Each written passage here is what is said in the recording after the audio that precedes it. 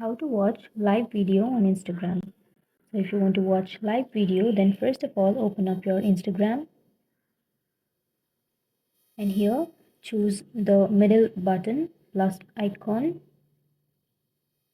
and then choose live. Before proceeding, make sure to like and subscribe our channel for more videos. So now what you have to do is start your live, and after starting, send your live to your friend.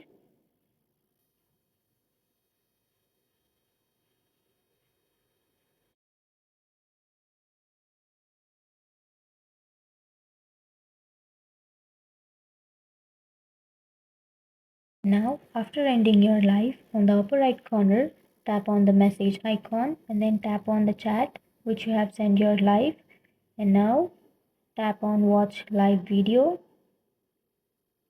Now scroll down and you will find the live videos here, so you can simply choose any live video that you would like to see. So that's it guys, that's how you watch live video on Instagram, and if you have any questions, feel free to comment below. Thanks for watching.